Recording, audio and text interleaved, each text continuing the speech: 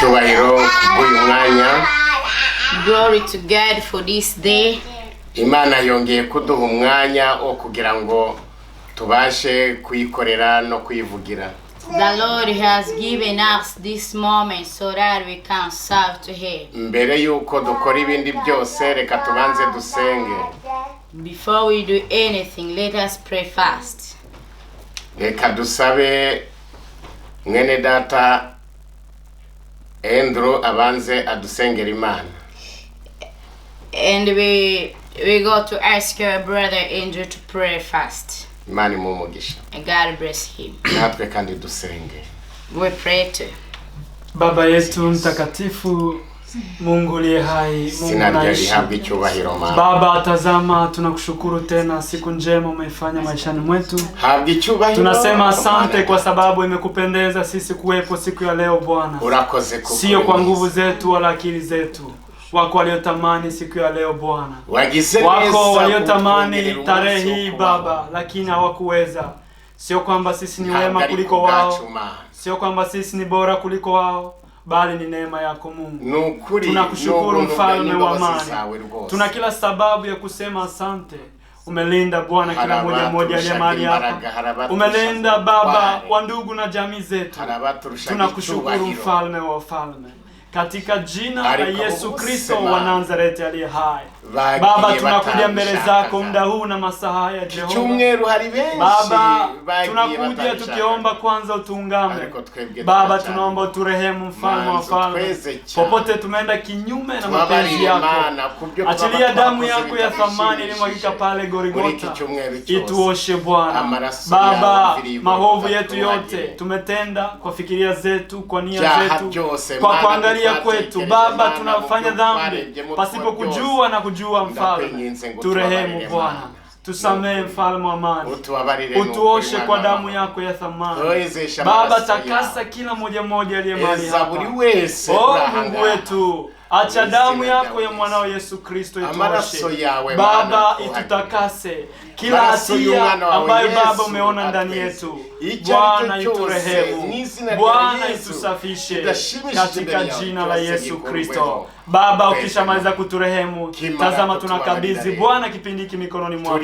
Mungu, njoo anze nasi. Tunaalika malaika zako, makerubi, maserafi, wazee 24 Bwana waje pamoja nasi. Mungu, waje hapa watu waungame pamoja nasi Bwana. Baba, tunaalika Bwana walioko enzi na wasioko enzi. Mungu, waje pamoja nasi tunapokuabudu, tunapokusifu, tunaposikiliza neno lako. Bwana, uje utuongoze. Tunaomba kila kitu kiongoze wewe. Acha Roho wako Mtakatifu atawale mahali hapa. Baba, mtumishi wako atakayetupa neno, Mungu acha muongoze. Baba, wewe ndiye unayo neno la uzima.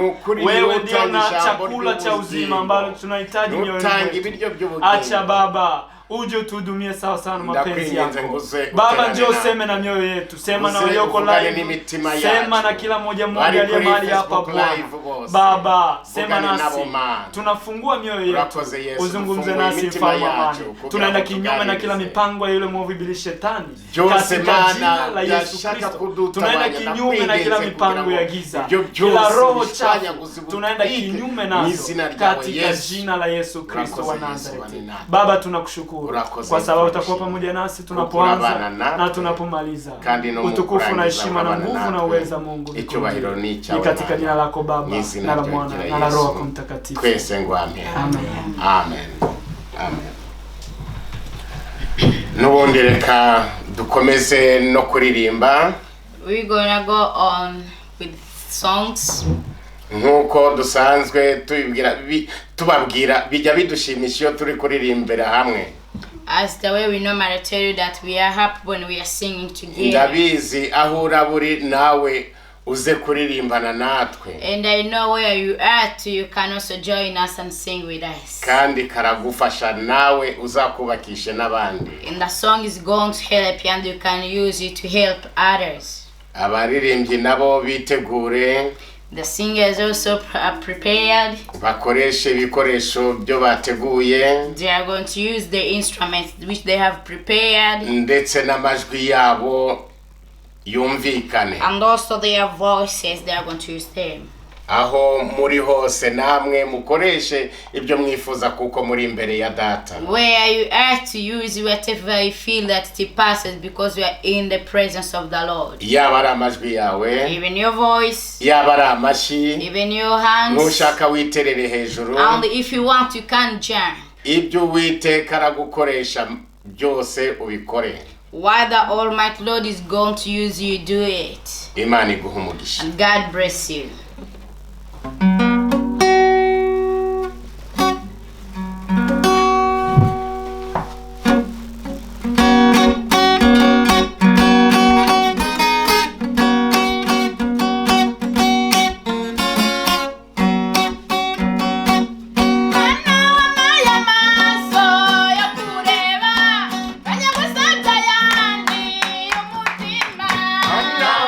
Amaso yo kureba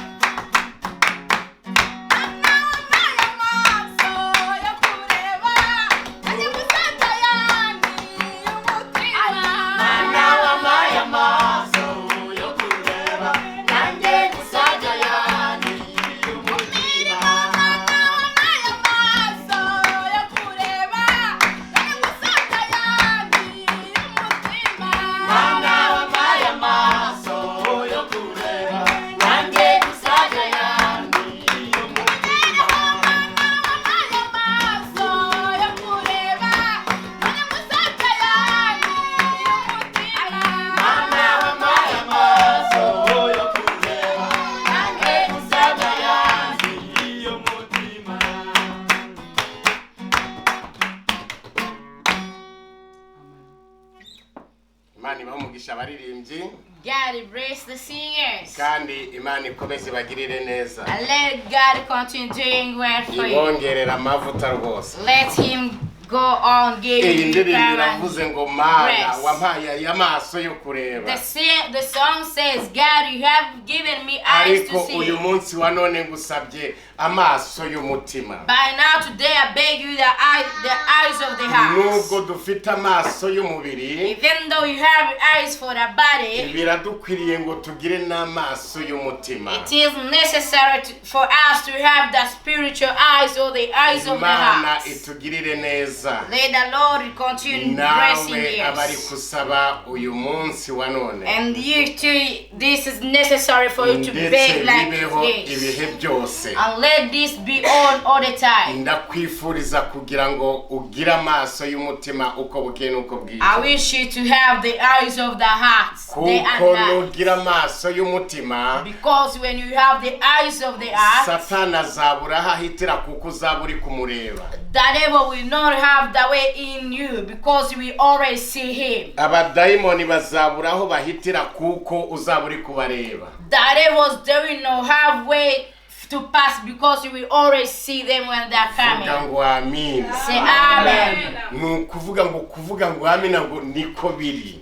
This means to say amen. Things let them be so. Nukuri Imana iguha amaso y'umutima. Let the Lord give you the eyes of the heart, the spiritual eyes. muri uyu mwaka. And this is what I wish in this year. Kandi nanjye mbyifuza nanjye kubwanjye. And I also wish this to myself. Birakwiriye kugira ngo ndebe. It is necessary for me to see. Ngira yo maso y'umutima. To have those eyes of the spirit. Arebe ibiri kure. To see things which are far. Arebe ibiri hafi. To see things which are near. Arebe ibizaza imbere. To see things which are coming. Arebe ibiri gukorwa. To see things which are happening. Arebe ibiri mu nzu y'Imana. To see things which are in the house of the Lord. Arebe abana b'Imana. To see the children of the Lord. Imana ihabwe icyubahiro. Glory to God. Uyu munsi hari ijambo twateguye. Now today there is a word we have prepared. Ijambo ry'Imana rivuga ngo yaramwanitse. The word of the Lord which says he has put you on the sun. Hari ukuntu Imana yakwanitse ntabwo mbizi. There is somehow the Lord has put you in the sun for you to dry. Ariko sha nanjye hari ukuntu yanyanitse. But the same to me he did. Buri muntu afite uburyo Imana yamwanitse. Everybody has the way the Lord has deposited him on the sun. Iyo mbyibutse numva Mana we yarankuye kure. When I remember this, I feel like the Lord has moved me from Imana yarantabaye mu buryo budasanzwe. And I get to feel like he has helped me more. Nkuko nawe yagutabaye. As the way he has helped you. Reka dusome. Let us read. Jambo ry'Imana riri muri Samuel wa mbere. The word of the Lord which you find in the first book of Samuel. Turagenda dusimbuka hirya no hino. We will jump. Nubishaka uze kurisoma ryose wenyine wiherereye. If you want, you can read this word again when you are alone. Kugira ngo ubashe kumenya makuru neza. So that you can receive all the informations. Kuko birakwiriye iyo ugenda usoma karongo kamwe ntabwo usobanukirwa. Because when you read one verses then you don't get full information. Ariko iyo usomye igice cyose wumva ari ibintu bidasanzwe. But when you read the whole chapter then you understand everything. Niho usobanukirwa neza. And that's the time you get to receive all the information. Reka dusome. We read. Dutangirire ku murongo wa 4. We read first book of Samuel chapter 1 verse 4. Ku murongo wa 4 haratubwira ngo ndikumva hari abagishakisha.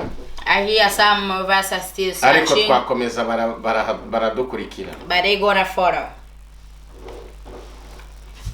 Cyangwa reka dutangire ku murongo wa mbere kugira ngo byumvikane neza nibyo byiza. We can read from verse 1.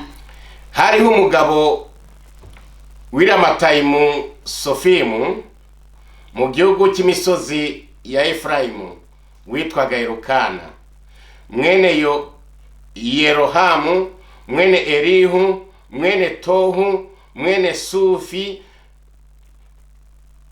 w'Umwefurayimu, kandi yari afite abagore babiri, umwe yitwaga Hana, undi yitwaga Penina. Niwe wari ubyaye, ariko Hana yari ingumba. 3, uwo mugabo yajyaga ava mu mudugudu w'iwabo uko umwaka utashye, akajya i Shilo gusenga no gutambira Uwiteka Nyiringabo ibitambo.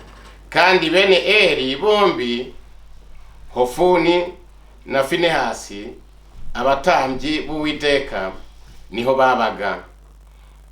Umunsi Elukana yatambaga ibitambo, yendaga imigabane akayiha umugore we Penina n'abahungu be n'abakobwa be.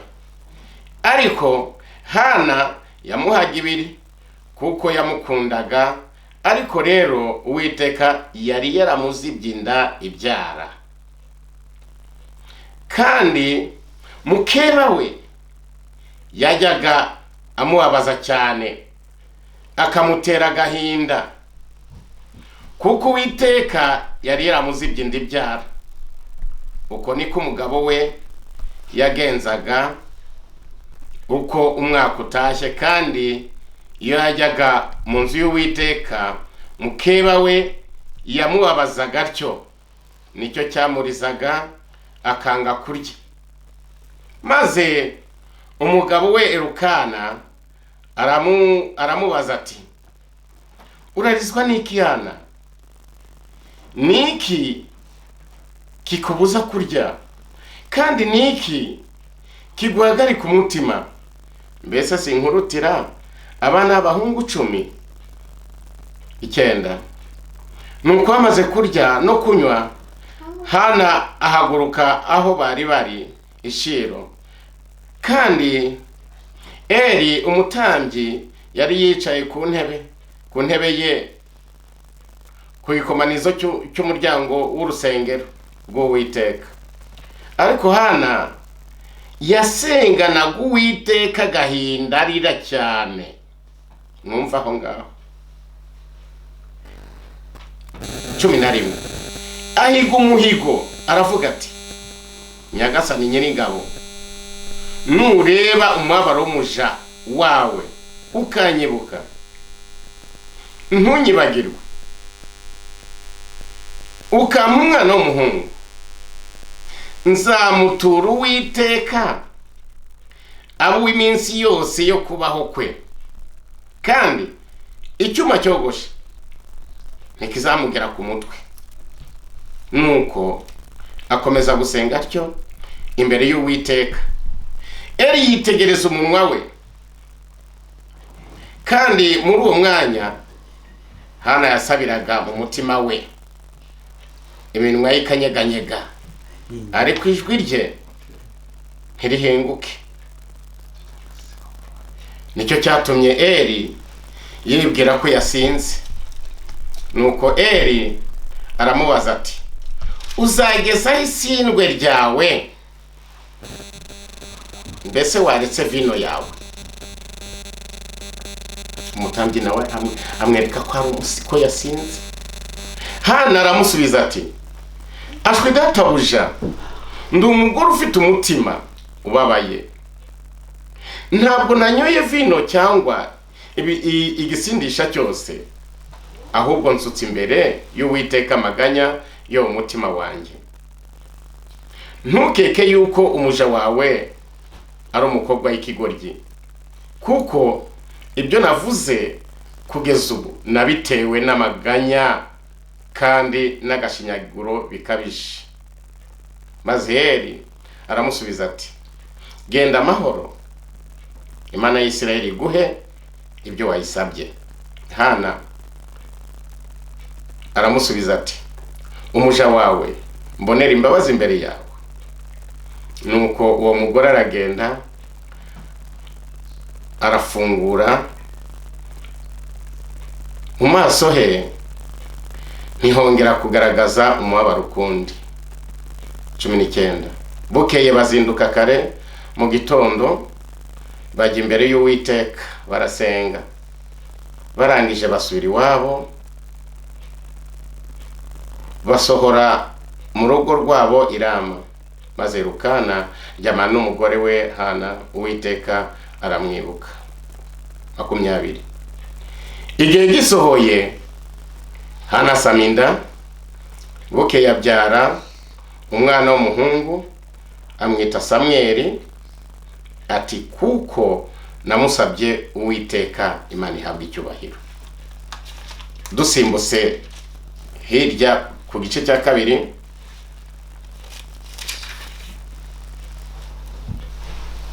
wenda dutangiye ku murongo wa mbere turagiza kuri 6 gusa. We jump to chapter 2, we read verse 1 to verse 6. Ngo ibyishimo bya Hana.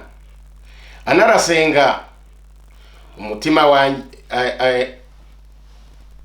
ati umutima wanjye wishimira Uwiteka, ihembe ryanjye rishirwe hejuru n'Uwiteka, akanwa kanjye kagukiye kubanzi baje, kuko nejejwe n'agakiza kawe. Ntawera nk'Uwiteka, kuko nta yindi mana itari wowe, kandi nta gitare kimeze nk'Imana yacu. Ntimukongere kuvuga iby'ubwibone bikabije bityo, ntimukabe abanyagasuzuguro mu byo muvuga, kuko Uwiteka ari Imana izi byose, kandi ariyo imenya urugero rw'ibyo abantu bakora. Imiheto y'intwari iravunitse, kandi abasitaye bakenyerana imbaraga. Abari abakungu baraca inshuro, kandi abari abashonji baradamaraye. Ndetse uwari ingumba yabyaye 7, kandi uwabyaye benshi aracebye. Uwiteka arica agakiza. Mwumve, Uwiteka agira ute? Arica kandi agakiza, ashira ikuzimu kandi agakurayo. Uwiteka arakenesha agakenura, acisha bugufi agashira hejuru. Akura abakene mu mukungugu, ashira hejuru abatindi abakuye ku cyavu, kugira ngo bicarane n'ibikomangoma. Baragwa intebe z'icyubahiro, kuko inkingi z'isi ari iz'Uwiteka, kandi nizo yayishinzeho. Amen. N'amagambo menshi dusomye, bibaye ngombwa ko nyasoma yose, kuko hari benshi badakunda gusoma kugira ngo kuko baba badafite igihe, birashoboka, ariko reka bibaye ngombwa ko tuyasoma. This was necessary for me to read all these words because there are those who don't get time to read. Twese twumvise inkuru y'umugore witwaga Ana. We all have heard the news about Hannah. Niryo jambo ryo nababwiye ryo turiga. Umva, yaramwanitse. This is the word I told you, that the Lord has sometimes put somebody on the sun to dry. Yagize ibibazo bidasanzwe. She had a lot of troubles. Yari afite umugabo ariko ntiyabyaraga. The woman had a husband but she could not receive children. Ijambo ry'Imana ryatubwiye ko ngo yari ingumba. The word of the Lord told us that the woman had no children. Yari afite mukeba we witwaga Penina, ariko Penina we yabyaye abahungu n'abakobwa. She had her advisor, which she was called Penina. Uretse ko batabivuga byose, Ana yageragezaga gufata nk'umwana wa Penina, Ana akamubwira nabi, Penina akamubwira nabi. Hannah could try to carry or bury the child of Penina, and Penina could talk worthily to her. Igitsina gore ndabizi gikunda abana. I know women like children, or they love them. Ubwo rero Ana yashakaga gufata umwana, umugore agatangira kumubwira nabi iti wangumba wazabyaye abawe. So this means when Anna could try to carry her child, Penina's child, then Penina could turn to her. Abantu batabyara harayandi mazina bayita. Those women who don't get children, they have their own names which they normally get. Ntabwo bavuga ngo ni ingumba gusa. They don't say that they are just there for non receiving children. Ndetse hariho abagabo bamwe na bamwe banga abagore babo ngo kuko batababyariye. And there is also some men who hate their wife because they have not received children for them. Kandi nyamara hari igihe biba bitavuye kuri we. And they don't know that sometimes it's not their fault. Hari igihe biba bivuga nko ku bagabo. Maybe it is man's fault. Umugabo akabimuhora. And you get to turn to your wife. Hari igihe bivuye no ku mugore. Maybe it is the woman fault. Abagore bamwe na bamwe bagiye mu ntuza mu bintu byo kwifungisha. Some women went to family planning to not receive children. Nabo babyumve ko ibyo bintu atari byiza. Let them get to listen this that is not a good thing for them to do. Kwifungisha hari igihe bituma ufungira rimwe na rizima ntuzongere kubyara. Shut up your womb, it can lead you to not receive any more child. Ukaba wihemukiye rero. That is dangerous for you. Washaka kubyara ntibishoboke. Because the time you gonna wish to get a child you will not receive. Bitewe nuko iyo miti wakoresheje yamaze gufunga completely. Because of the medicine you have used, it has shutted up everything. Ugasanga utangiye kurira ngo kuki ntari kubyara. Now you begin weeping why are you not receiving a child. Kandi ari wabishizemo uruhare. Yet you are the one who caused all that to you. Iyo uri umukirisitu ho, if you were Christian, ukabikora, and you get to shut up your rimwe na rimwe Imana hari igihe guhana. Sometimes the Lord punishes you. Igafungira rimwe na rizima. He closes completely everything. Ugatangira ukarira. You weep and weep and weep. Wagira ingorane umwana umwe agapfa. Sometimes a child dies. Ugashaka kubyara undi. You want to gain more. Bitagishoboka. And there is no more chances. Bitewe nuko washatse kwishiriraho ubwenge bwawe. Because you wanted to use your knowledge. Hari undi mwami wumviye. There is another king you have listened. Hari abandi bajya bavuga ngo nukubera ko ubuzima butameze neza. There are others who normally say that it's because the life is not good. Ariko reka nkubaze wa mugabo we nawe wa mugore we upuraninga ibyo bintu. But let me ask you men and women who are planning such kind of things. Ubuzima ntabwo bumeze neza. That the life is not good. Va muri ubwo bujiji. Stop your stupidness and get to live it. Kuko ubwo bujiji ntabwo ari bwo. Because that is not good. Waba waruzi cyangwa se waba waramenye ibihe biri imbere uko uzaba umeze. Do you know the time you are having in front how they are going to be? Uziki ko ejo bundi cyangwa se muri iyo minsi iri imbere ko uzaba umukire. Why do you know if the time to come you are going to be a rich man? Uzute niba ejo umugore wawe azakora akantu yakora akantu ejo agahita azamuka akaba umukire. How do you know that your wife is going to do maybe something in life and get to be a rich woman? Hari abatameze nkawe ariko uyu munsi bakaba bafite abana 5, 6, 10 kandi bakaba batabuze icyo kurya. There are people who are not like you and they have more than 10 children and they get what to eat. Erega reka nkubwire nubwo barira kuri Mana mfasha hari igihe ejo waba wafungiye kuri ako ka 7 cyangwa ka 8 cyangwa ka 9 cyangwa se ako ka 10 akaba ariko kagombye kuzavamo president cyangwa ministre. I can't tell you, maybe you can't stop to that 9, 7, 8, yet that one whom you have crossed to was a blessing for you. Agashobora kuba ministre cyangwa se president. You can't be minister or a president. Ugafungira president munuza mu nda yawe. You get to shut up a president into your womb. Kandi ari wakagombye kugushira hejuru. Yet he was the one who was going to lift you up. Kandi ari wakagombye kuzagira umumaro mu gihe kizaza. Yet he was the one having a lot of importance for you in time to come. You get to shut up him into your womb. The Lord is going to ask you that. Uzasaba Imana kugira ngo izagufashe. Ask the Lord to help you. Uzisubire uzasaba Imana imbabazi n'uyu munsi usaba Imana imbabazi. And change and get to ask the Lord forgiveness. Niba ibyo bintu warabikoze. If you have done that. Kugira ngo Imana ikugirire neza. So that the Lord can help you. Naratangaye n'abahano mu Buraya bajya babikora. I want that even people here in Europe there are that things they like to do. Kandi nta kintu bari babuze. Yes, they have everything. Imana igufashe kandi ikugirire neza. And the Lord help you. Satani yaguteye umwambi wo kwiheba. Satan has thrown an arrow to you. Kandi ibyo bintu bitari ngombwa. And that thing was not necessary for you. Imana iramwanika.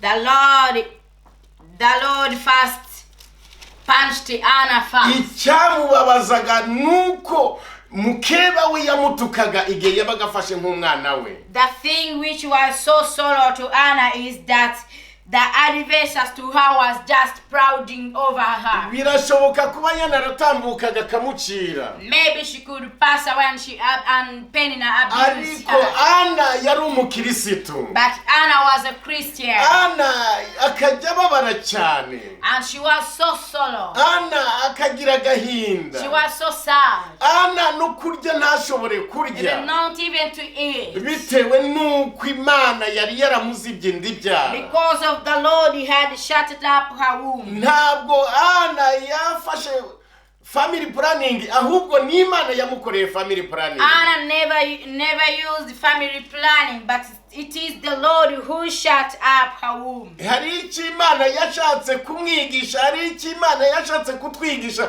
kugira ngo nawe ubwawe urimenye ntuzakondane mwene so kandi bishoboka ko ari wowe ufite ikibazo. There is something the Lord wanted to teach her. There is something the Lord wanted to teach us.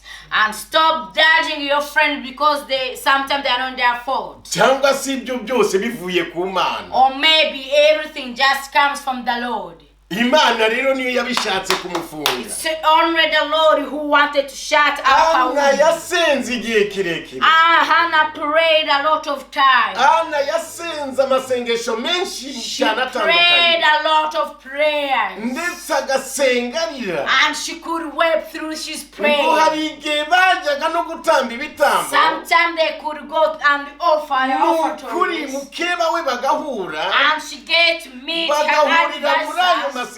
They meet into those prayers. Akamutuka. And she get to abuse her. She taught her. Ariko nkawe ubuza gusenga ibiki. But you, why do you normally come here to pray? Mugore w'ikibura buryo. You who is a stupid woman. Nawe warira. You can also weep. Imana iramwanika. The Lord dried her. Ararira Imana ntiyabyumva. And she cried and the Lord never listened. Ararira. She cried. Ikigeragezo gikomeye cyane. A big trouble. Iyo umugore ashatse umugabo cyangwa se afite umugabo.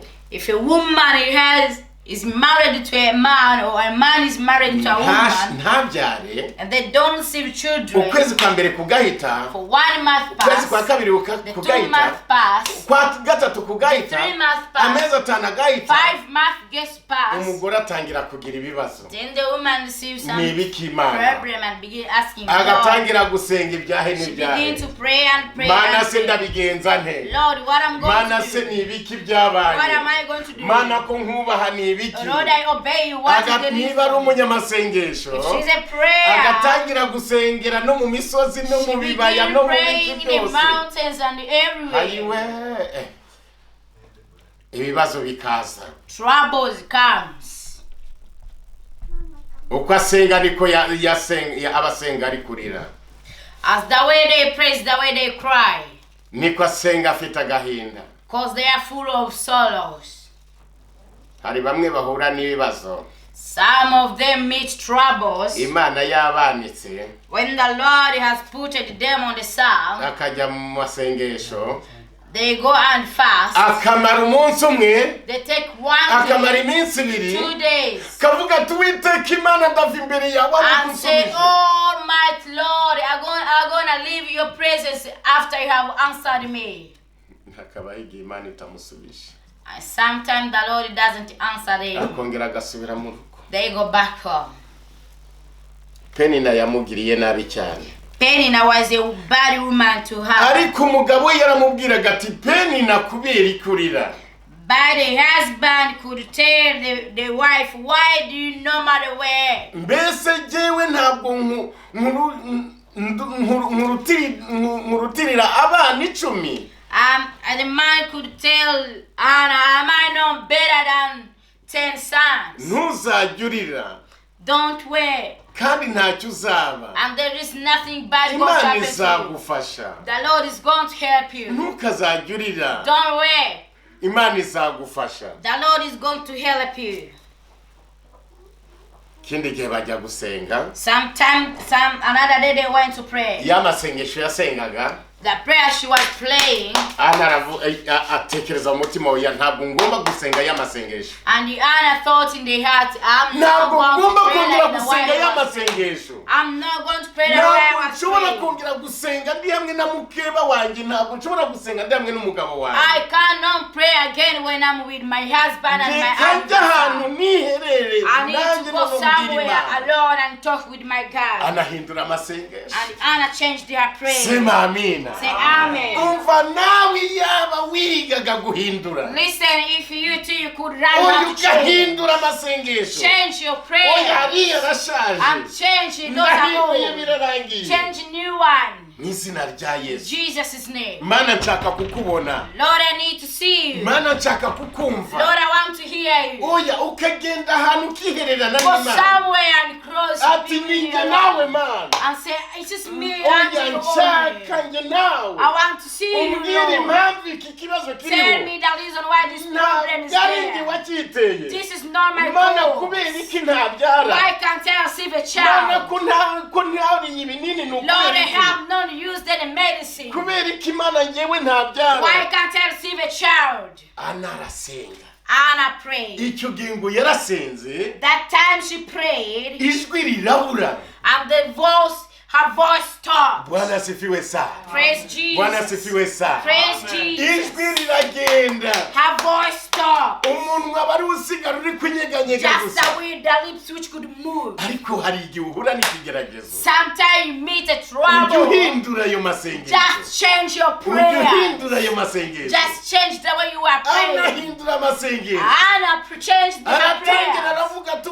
And she began saying, oh my Lord. Oh my mighty Lord, please help me. She prayed. And she vowed. She vowed and said, oh my Lord of hosts, if you look at my soul and remember me and give me a child of a son and offer him to you, and the son will be yours all the time. He will live with you all his time. And she continued praying like that all the time of her life. Praise Jesus. And saying, oh Lord, kiss me and you. I will not go away from your presence without you first blessing me. And when you bless me and give me a child, I wondered when I read this word, why did she ask the son or a child? Think also the same to me. There is a reason why she wanted to get a son. When the Lord was going to perform wonders, he looked at a son of a son. And he said, go and serve the world. And the son is going to be called Emmanuel. That name Emmanuel means that the Lord is with us. The Lord sent the son. And the son, the Lord told Mary that called the son Jesus. Amen. The son. Anna the same he said to the Lord. She changed her prayer. And she vowed. And she vowed. Listen well. When do you not marry God? When the troubles are over you, when do you not marry God? Just pray as normal. Change your prayer. When she saw that things are not moving, she vowed. And she said, oh Lord. Oh Lord, when you get to help me and give me a child, I will offer him to you. And he will not get away from your house. And he will not get away from your your temple. Naratangaye. I wondered. Ari umugore wageze ino hano muri Siberia. There's a woman who came here in Siberia, in Sweden. Yaragiye Imana imugirira neza arabyara. She went and the Lord did well to a woman because she's a child. She was the first child. Ntabwo umwana yamaze icyumweru ataragera mu rusengero. The woman never allowed her child to take a week without stepping in the church. Muri icyo cyumweru yamuzanye mu nzu y'Uwiteka. In that week the woman brought the child in the church. Abagati ariko sema nanjye icyumweru kimwe uzanye umwana. And others said in just one urasohotse yure ku mwana. Why couldn't you leave the child in the house? Umwana sari gukora iki mu rugo? And she answered them, what is he doing that for? Imana mana unzangirire neza nzabyare neza. And the woman said to them, I asked God to bless me when I'm giving birth. Kuko nabyaye neza ngomba kuza kumutura Imana ngomba kuza mu nzu y'Uwiteka. Because I gave birth to him so well, so I need to Hallelujah! Amen. Kuko namusabye Imana iramumpa. Because I asked the child to the Lord and the Lord has given him to me. Hannah, Imana iramwanika. The same the Lord did to Hannah. Imana iramwanika. He put him. Yananirwaga no kurya. It was hard for her to eat. Bitewe n'agahinda. Because of the sorrow she had. Mu buryo bw'umubiri uko ndi kumureba. That why I see this physically. Nta nakabiri ko yari agifite. Maybe she was even thin. Bitewe nuko yariraga uko bukeye nuko bwije. Because she could weep day and night. Imana yigeze kunyanika. The Lord did also this to me one day. Yigeze kunyanika. Put me outside. Imana iranyanika. And he put me outside in the sun. Muri Uganda iranyanika. Time I was in Uganda. Narahageze mfite $2 byibura duhagije. Yet I reached there with all my dollars. $2 ndaturya. And I ate all my dollars, they were finished. Umuntu w'inshuti yanjye imwe aravuga ati oya Pascal reba uburyo wagura imirima uhinge. And one of my friend I found there, she told me, Pascal, you can buy some gardens. She went and she bought for me gardens. Bitewe nuko nta kirimi cy'Uruganda narinzi. Because I never knew Uganda. Mana yanjye nta n'icyongereza narinzi gihagije. And I never knew good English. Ariko Imana nanjye iranyanika.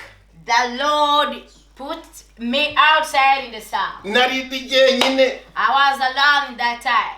Ubwo ndamwumvira ndagenda ngura imirima. I listened to her. I went and bought some gardens. Ndatangira ndahingisha. I began to use diggers to dig for me. Nukuri ngiye kubona mbona birazamutse. And I see that things are coming, things are growing. Ariko noneho ndareba kuko nari jyenyine ndavuga ariko ntagiye nigendera nanjye kwihingira nkabibagarira n'ibiki byose. But because I was alone, I could say I can just go and visit my garden and do some small works there. Ibyo bintu sinari narabyigeze mu buzima bwanjye. In my life I never tried such kind of Mana we mbyiga muri icyo gihe. And I began learning them. Ndagenda nkirirwa mu murima ntarigeze njya mu murima. I could spend all my day in the garden yet I never ngahinga ngaharura isuka.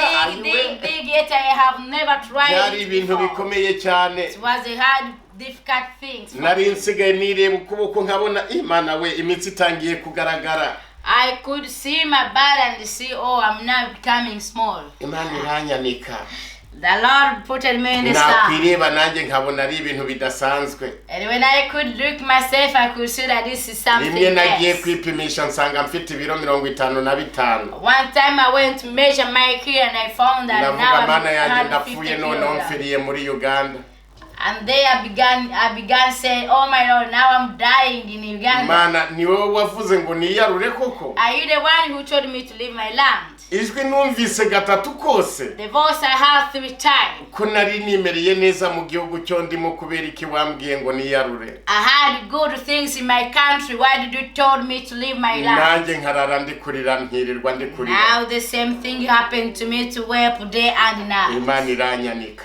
The Lord deposed me on the side. Mwishamba nkaba narindi njyenyine. In the garden when I was alone. Ngatekereza abana banjye, ngatekereza madami wanjye, nkumva ngize agahinda. I could remember my woman and my children and feel sad. Imana iranyanika. The Lord deposited me in the sun. Muri uko kwirirwa muri iyo mirima. And through spending time in the garden. Reka mbabwire. Let me tell you. Ngapfunyika ibyo kurya ntarigeze nipfunyikira ibyo kurya. I could pack my food and go with it. Natekereza abakozi nari mfite nakoreshaga mu nzu. And when I could remember the handmaid I had in the house. Narageraga mu rugo ngasanga amazi ari kuziko cyangwa ku muriro. The time I could come home, I could find everything prepared. Bakama amazi ngakaraba narangiza ngasanga ibiryo byageze ku meza. And the food is also ready on the table. Imana iranyanika muri Uganda. The Lord deposited me on the sun. In the sun when time I was in Uganda. Ngirirwa ndira kandi nkarara ndira. I could spend my day weeping and nareba intoki zanjye ukuntu zimeze. Time I could wash my hands. Hano ngasanga haratangiye guturika. I could find something in my hands. Umuntu wambwiye ngo ngure imirima akavuga ati bibizashira. The person who gave me ideas to buy a garden, she could tell me these things will get over.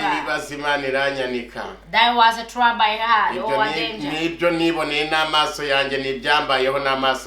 Those are the things I saw with my naked eyes and it happened to me. The voice of the Lord is not easy. The things of the Lord are not easy. If you are not patient in it, you can't just go back from it and say the Lord is not the one saying. I pack the food. And take it in there. Nkabishira hasi and pull it down kandi nshasheho ibyatsi and yet there is a leaves there noneho nagira ngo ndajya kurya and when I could go and eat napfundura ngasanga hinjiyemo ubushishiri I just find small insects there nkarira mana yanjye ibinibiki and then I weep again agasosi kanje kagiyemo inshishiri. These are the things which happened to me. I don't want to laugh. I found small insects into my food. If the Lord doesn't want you to die, you cannot die. I could get a top one food and throw it away. Because I hear and now I'm becoming hungry. I eat the rest. Then I said, it is maybe because I deposited it down. Tomorrow when I come, I'm gonna hang it in the tree. This is the thing which happened to me. I never knew how the things were because I never tried that kind of life. And the Lord decided to do your life in a difficult way, He do it for you. Then day after I went back in the garden. Then I hold my bag and I hung it in the tree.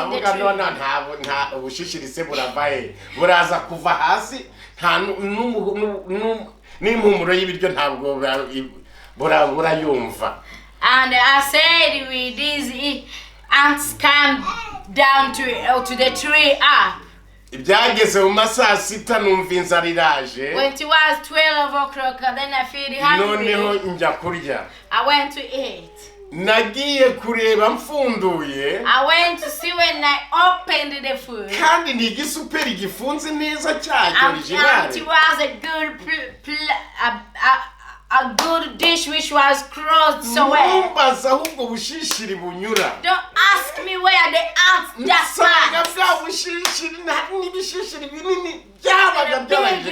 big ants had already entered into the food. And I asked, oh my Lord, why these days? Am I going to go on eating these ants? Now change the thing. Please, Lord, help me. Why have you done this to me? Now help me, Lord. Now I could bring them hard man. But when I remember the wife was just remaining home, I could just go there and they could not do nothing towards me who was doing a lot. One time the woman came with her husband. They helped me, they taught me how to dig for potatoes. But a big solo. And when time reached, I went to change my permit, driving license. When I got a blessing and then I received the friend who took me to change my driving license. For a month I had already received it. And then I said, thank you, Jesus.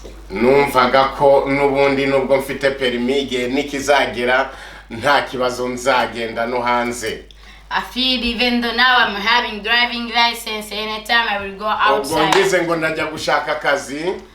I try to go and search for a job, they told me you need to buy where the place where you want to work. How much money do you get? Because I had the money, I paid it immediately. Did I receive the job immediately? The Lord has closed the way for you. Yet He is not the one removing you there. He will close the way until you weep and weep and weep. I could go footing at my place, to my place. A lot of sorrows.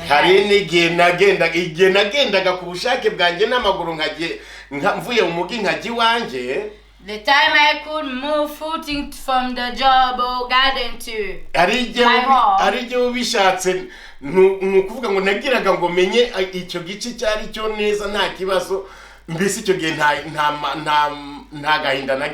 It was good for me to move if I do it willingly because I wanted to know the place where I'm living. And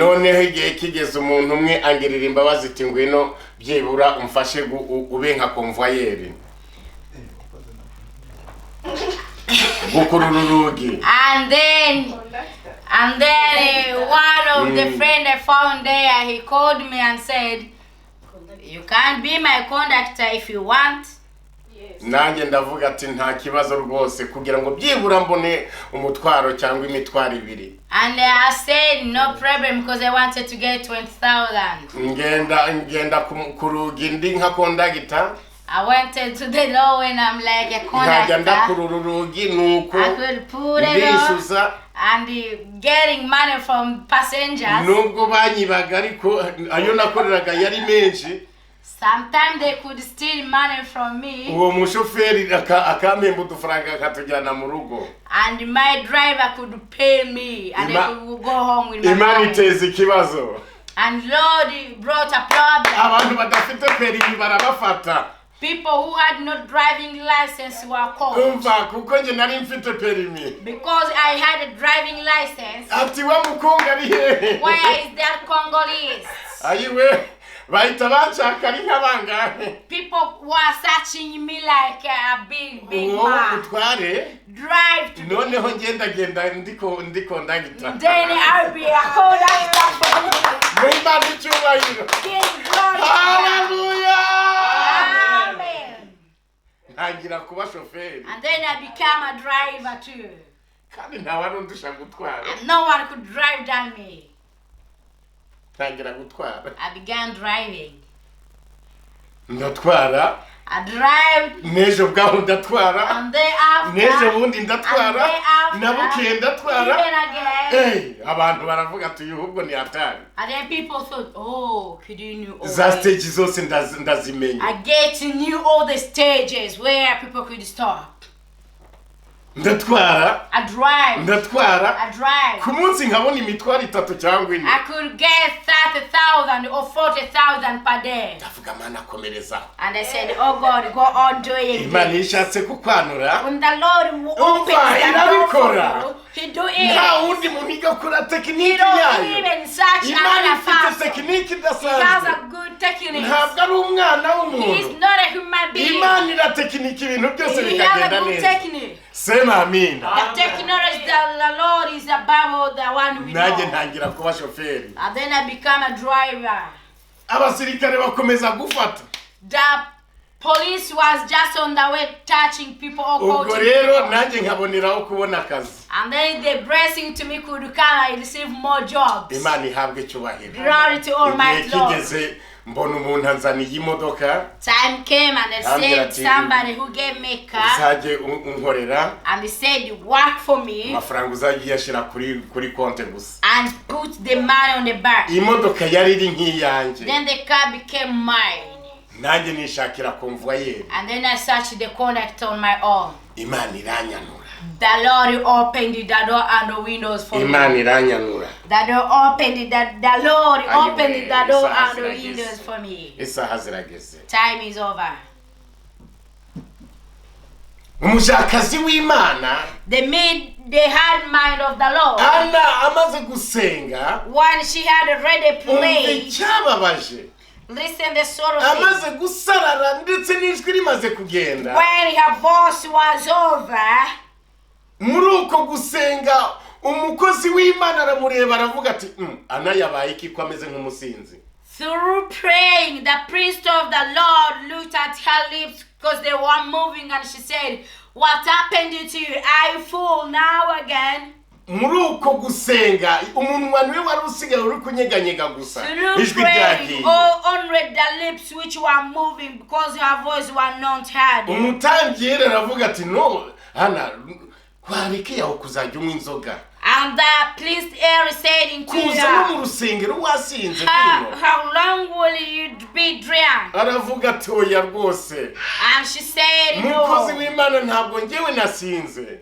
The man of the Lord had no drunk. N'agahinda natejwe n'uyu mukebo wanjye. But it is the soulful spirit in her which made my voice to go. N'agahinda mfite. Only the soulful spirit in kuko her. ntabyaraga. Because I was not receiving a child. Nubwo batabivuze neza. Even though they did not say it ariko ndumva umutambyi witwa Eli. But I know the priest of the yaramusengeye. Prayed for her. Amaze kumusengera. And after prayed for her. Baramubwira ati uko wasenze. And he said to her. Uko wasenze. As the way you have prayed. Imana iguhe ibyo wayisabye. May the Almighty Lord bless you and give you what you asked for. Let the Lord give it to you. Sema amen. Say amen. Eli yamubwiye ijambo ryiza. And said a good word to her. Aramubwira ati genda amahoro. She said go in peace. Imana y'Isiraheli iguhe ibyo wayisabye. And the Lord, the God of Israel, grants you our present as the way you have asked him. Ariko reka mbabwire. Let me tell you. Nukuri ntimuzajye musuzugura abakozi b'Imana. Don't ignore the servant of the Lord. Umukozi w'Imana ibyakwaturiyeho bigomba kubaho. Because what the servant or the priestess of the Lord just said to you that it happened. Abwira Hana ati genda amahoro. El said to Hannah, go in peace. Ibyo wasabye. And what you have asked the Lord, ibiguhe. Let him give it to you. Sema amina. Say amen. Sema amina. Say amen. Sema amina. Sema amina. Imana ishimwe. Glory to God. Reka nkubwire. Allow me to tell Muri you. uku gusenga kwa Hana. Through this praying of Ntabwo yari Hannah. yasenganye na Elukana umugabo we cyangwa se mukeba we. She was not with her husband or with her lover. She was just alone. Ijoro ryose ariherera. All the night she was Uze alone. gusoma neza urasanga yaragiye ariherera. Read and you're gonna find that she was just alone praying. Anyura kuri yera aragenda asengera She iyo passed over hirya. her husband and Bwana the son of asifiwe the sana. Lord. She went to pray. Ariho yahize ati Mana ndagusabye. And there is the time she Umwana w'umuhungu. forward and said, Oh Lord, I beg Arahiga you, ati child Mana of the son. ndagusabye. Lord, I Nura ask you, mukumaye umwana w'umuhungu. if you go and bless me, Nzamugutura the Uwiteka. son of child, Siva kwa I'm Mungu. gonna offer him to you. Imana irabyumva. And the Lord Imana listened imaze to it. kubyumva. And when the Lord Imuha heard umwana it, w'umuhungu. he gave her a child. Imana which ihabwa was son. icyubahiro. Glory to Imaze God. kumuha umwana And w'umuhungu. when she received the son, Ntabwo yarekeye aho. she never stopped Yarongeye there. imuha undi. He gave her Imana another one. irongera imuha And the undi. Lord added more. Imana imuha umukobwa. And added a child. Imana irongera imuha umukobwa. And he added Sema more. amina. Amen. Imana yacu ni nziza. Our God is good. Imana yacu ni Our nziza. God is good. Umva hari igihe yakwanitse. Listen, he has Hari closed the igihe door for kigeze you. irakwanura. By the time he came and he Hari blessed igihe you, yakwanitse. he has closed the Igihe blessings for kigeze you. uva muri ibyo By the bibazo. time reached and he blessed you. Mana we. Uzi Imana kukwanika mu bukene. You know the Lord to shut the doors when you are poor. Abantu bakaguseka. People get Rimwe laughed na rimwe over you. bakavuga ngo ntabwo uzi gukora. And sometimes they say you Ikindi don't know how abantu to work. bakavuga turi ikigoryi. And another time they say you are Ariko iyi stupid. Imana yakwanuye. And when the Lord has Batangira blessed you, guhindura imvugo. they be Bagiye changed their tone. kuzahindura imvugo. They are going to change their tone. Haleluya. Bagiye kuzahindura They are going imvugo. to change their words. Avuga ati burya wa muntu yarazi ubwenge. And they are going to say this person was Kiriya kibazo was cyawe wise. ufite. The trouble you are Ntabwo having. nkiza ariko I urakizi. don't know it, but you know it by Umva yourself. niba ari Imana It yakwanitse. is the Lord who has Igiye closed the door for you. kukikuvanaho. He is going to Abantu deliver bose you. batangare. And everybody's Abantu going to bose wonder. bahindura And imvugo. everybody's going to Abantu bose change. bamenye ko ari Imana nyamana They are ibigukorera. going to know that it's the Almighty Lord doing this for you. Ana yari amaze imyaka myinshi. I have had a lot of Nubwo years. ikigeragezo cyawe kimaze igihe. Even though your tribe is Muri now uyu alone, mwaka Imana igiye kukwanura. this year the Lord is Abantu going to bose bless you. batangare. And everybody's going Nubwo to bamwe bari wonder. kuvuga ngo hari ibibazo. Even though I don't say Ariko wowe it is ibibazo hard, bigiye kuvaho. for you the troubles are Kuko ari uko moving. Imana ikora. Because that's Imana the way ntabwo the ikora Lord nk'umwana works. w'umuntu. He don't work Imana as a ikora human being. nk'Imana. He works as the Byageze aho Almighty Hana Lord. kubera ibyishimo. Because of the joyness in Aravuga Hannah. ngo abakungu baraca inshuro. And he said that the rich people get to shine one N'abashonji day. baradamaraye. And now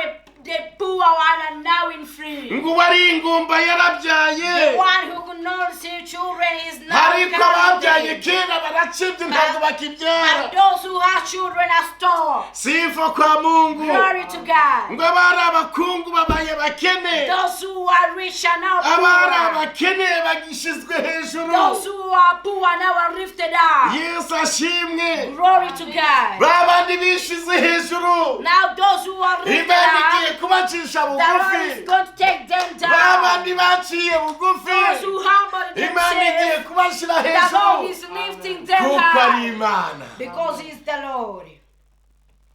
Agahinda wari ufite The sorrow you had, karashize. it is over.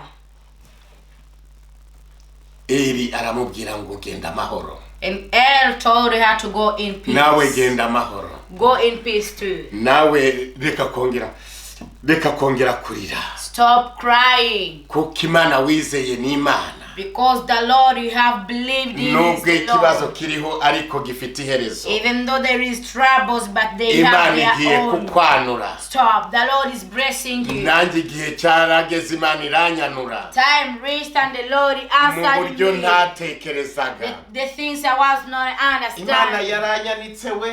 The Lord closed the doors for me. Ahantu nari nubatse. where I had my kumbe ni ku muhanda wa gari ya moshi. It was on the railway. Igihe cyarageze baraza barasenya. Time reached, they came and destroyed everything which was there. Imana yikwanitse. When the Lord closes door for you, just be patient. Imana irangira ngo ningumaho hano. The Lord told me to remain in that place. Tukajya tuhategura neza. We could prepare it well. Tukajya tuhasengera nijoro. And pray in it at night. Tukageza mu gitondo. Until in the morning. Imana ntisanzwe. The Lord is not like others. Igihe twabaga tutasenze. The time we went on praying, ni habamwe burumogi banyweraga urumogi. It is where the alcoholists could ni hamapusi yakiniraga. It's where the lads could just ni himbwa zakiniraga. Where the dogs could move. Twaba twageze zikiruka. When we come, they moved less. Mama Munezero Imana imuhumugisha. God bless my wife. Twarize we have learned. N'abana ntibaduherekeze. Even the same to children one on with us. Ariko tukagenda tukarariyo. We could go there and sleep. Tukarariyo. We could go there and sleep. Kandi imbeho ntitwice. And we never cared about the wind or kuzenguruka muri icyo kibuga turi gusenga. We could rotate in that Mana waratubwiye ngo tuguma hangaha. Lord, you say hindura amateka rero Mana. Now do your will. Niba ari izindi nzu zaziduhe. If there are the houses, then give them to us. Imana igeza iranyanura. A time came and the Lord asked bose bari kuvuga ati pastor. Now people are saying pastor. Uzi uri gukora n'abakozi buri gukorana nabo bakagusuzugura. You know you work even the servant you are working with bakurusha imibereho. Because they are richer than you. Nebibazo. Problem. Ariko igiyo kigeze. But when time comes, isaha y'Imana yigeze. The time of the Lord. Imana irakwanura. He answers you. Bikagenda neza. And everything nawe goes kavuga ati Mana warakoze. And you get to say thank you. Kavuga ati Mana habwa icyubahiro. Glory to you. Kuko ibi ni wowe wabikoze. Because it's you who have done. Ntabwo ari umwana w'umuntu. This was not a Imana ikwanuye. When the Lord abantu bose baratangara. Everybody Imana ikwanuye. When the Lord abantu bose barumirwa. Everybody wonders. Muhaguruke dusenge. Raise up and we pray. Mutubabarire utunota two turiye. Forgive us for the minutes we have taken. Kwigumira hano. And I feel like we can't remain. Kwigumanira. I feel like we can't remain. Imana ni nziza. The Lord is good. Imana izakwanura niba ufite ikibazo runaka. The Lord bless you into the problem. Icyo kibazo kizavaho. Because your trouble will kandi Imana izagukorera imirimo n'ibitangaza. The Lord is going to bless you. Mana turagushimye. Father, we thank you. Urakoze kubw'ijambo ryawe. Thank you for your word. Urakoze kuko wabanye natwe. Thank you because you have been with us. Urakoze Mana kuko ibyo ukora ni ibitangaza gusa. Thank you because what you do is just kandi ibyo ukora hari igihe ubikora ubifitiye impamvu. And whatever you do, you normally nta kintu cy'ugakora udafite impamvu. There is nothing you do without a Mana mu bibazo n'intambara byose. Lord, in troubles and igihe kiragera ibyo byose ukabikuraho. Time come and umwana w'umuntu agahindura imvugo. And the woman being changed. abantu bose bakamenya kuri igitangaza. Everybody gets to know that nkuko Yesaya yavuze kuri igitangaza. As Isaiah said. nkuko Yesaya yavuze ngo uri umwami w'amahoro. As the way Isaiah said. nukuri amahoro akaboneka. nukuri umunezero ukaboneka. nkuko wanejeje Ana. Mana we n'uyu mwanya akabagushima. ngo nta yindi Mana imeze nkawe. nukuri ntawe umeze nkawe. ntawe uhwanye nawe. nanjye narakubonye. ntawe uhwanye nawe. Mana we n'abandi biyereke kandi ubigaragarize. ni benshi bafite agahinda. ni benshi bafite umubabaro. ni benshi bo wanitse Mana.